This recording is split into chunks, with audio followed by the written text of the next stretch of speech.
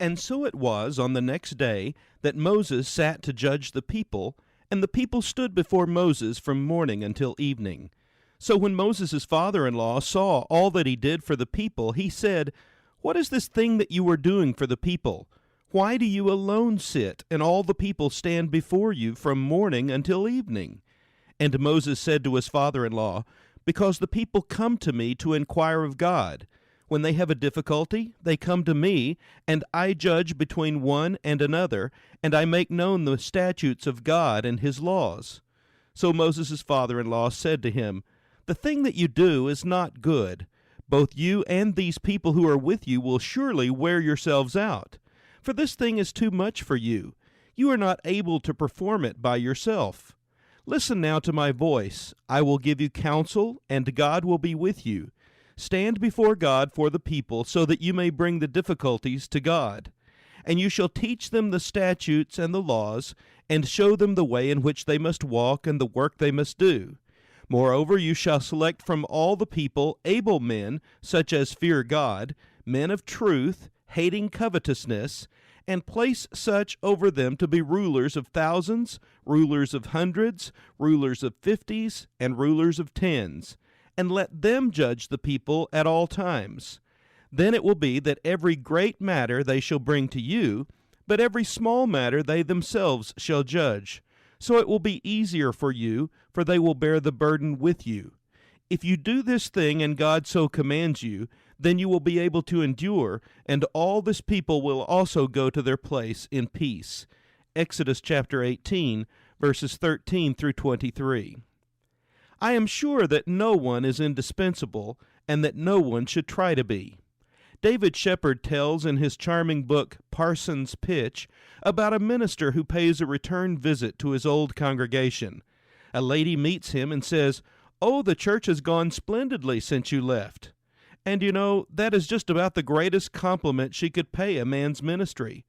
Often a man has what is regarded as a highly successful and even a great ministry, and yet when he retires or when he leaves to go to another work, the whole life of the congregation almost collapses. Attendances dwindle, the life of the congregation sags, life goes out of the place. Now, in the real sense, that is a bad ministry. It is a ministry which makes the life of the church dependent on one man. Any person should pray to God that the congregation will go on even better and better when he leaves it, and it will not if he tries to make himself indispensable. No congregation should ever be dependent on one man, and a ministry after which there is a sag and a collapse is essentially a failure. This leads to a second conviction. I am sure that no man should ever try to do everything himself. I am bound to admit that this is my own weakness. I am always bad at delegating work, and a good doctor teaches us all that our work must be delegated. Not to delegate work is to pass a vote of no confidence in one's staff and co-workers.